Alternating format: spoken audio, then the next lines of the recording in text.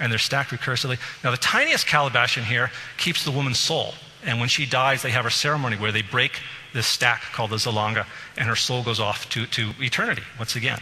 Infinity is important. Now, you might ask yourself 3 questions at this point.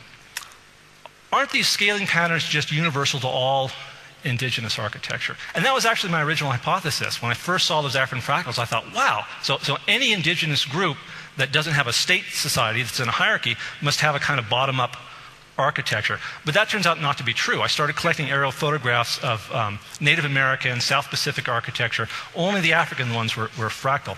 And if you think about it, all these different societies have different geometric design themes that they use. So Native Americans use a combination of circular symmetry and fourfold symmetry. And you can see it on the pottery and the baskets. Here's an aerial photograph of one of the Anasazi ruins. You can see it's circular at the largest scale, but it's rectangular at the smaller scale, right? It is not the same pattern at 2 different scales.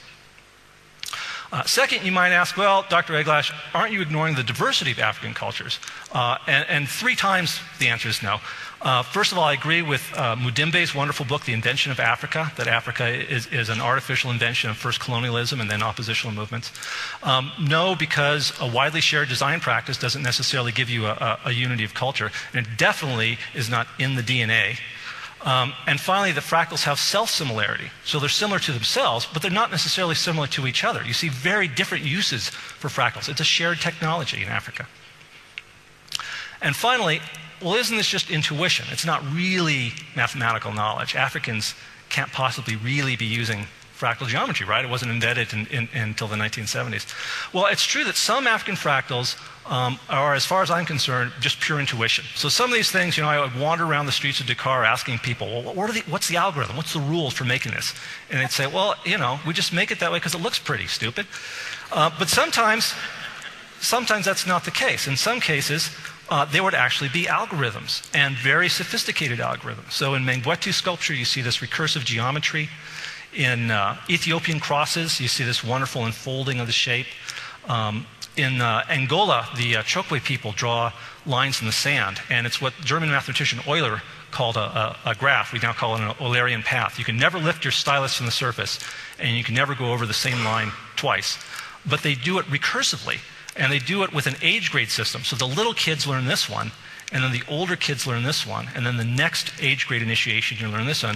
And with each iteration of that algorithm, you learn the iterations of the myth. You learn the next level of knowledge. And finally, all over Africa, you see this board game.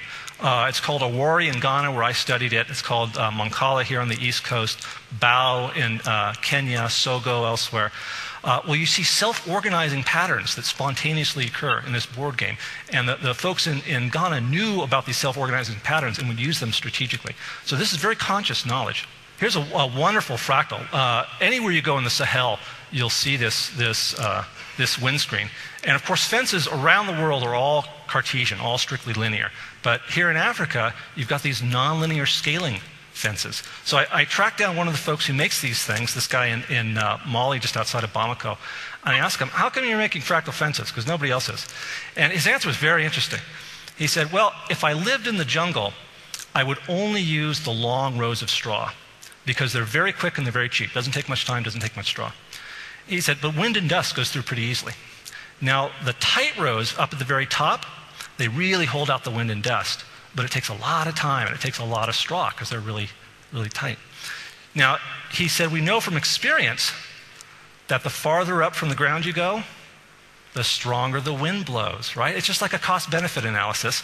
And I measured out the lengths of straw, put it on a log-log plot, got the scaling exponent, and it almost exactly matches the scaling exponent for the relationship between wind speed and height in the Wind Engineering Handbook.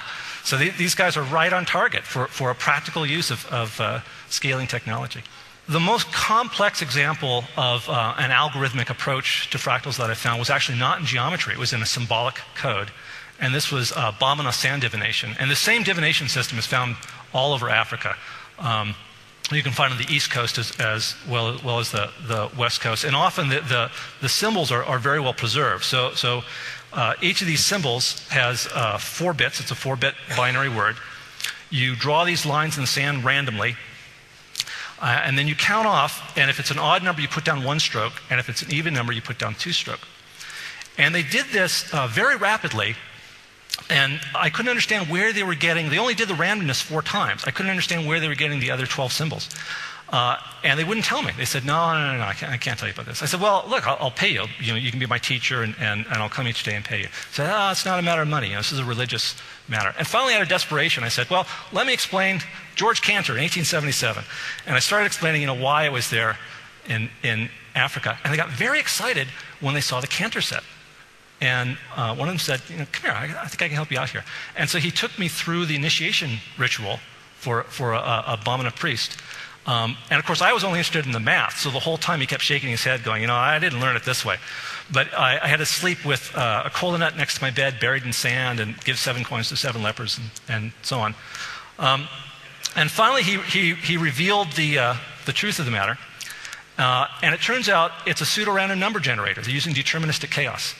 When you have a 4-bit symbol, you then put it together with another one sideways. So even plus odd gives you odd. Odd plus even gives you odd. Even plus even gives you even. Odd plus odd gives you even.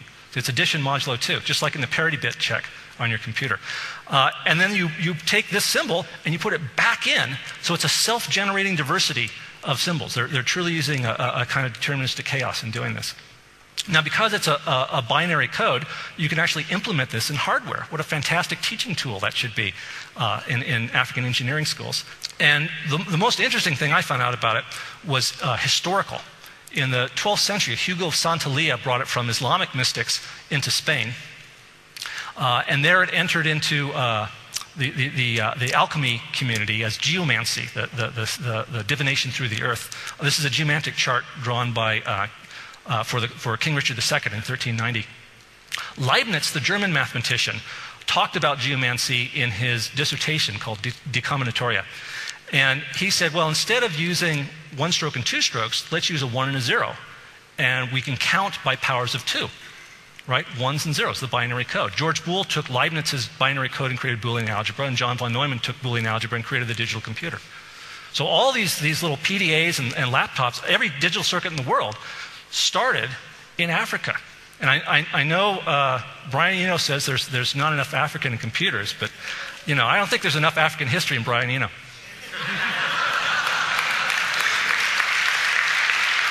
So let me end with just a few words about applications that we've found for this. And you can go to our website. The applets are all free. They just run in the browser. Anybody in the world can use them.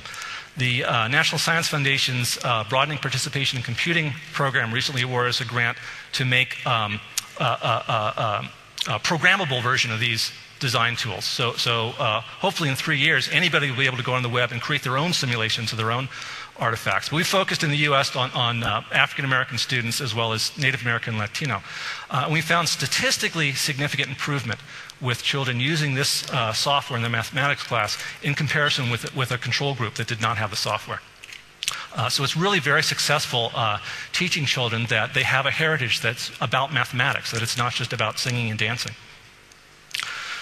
We've started a pilot program in Ghana. We got a small seed grant just to see if folks would be willing to work with us on this. And we're very excited about the future possibilities for that. We've also been working in design. I didn't put his name up here. My colleague Kerry in Kenya has come up with this great idea for using fractal structure for postal address in villages that have fractal structures. Because if you try to impose a grid structure postal system on a fractal village, it doesn't quite fit. Bernard Tschumi at Columbia University has been interested in using this in a design for a Museum of African Art.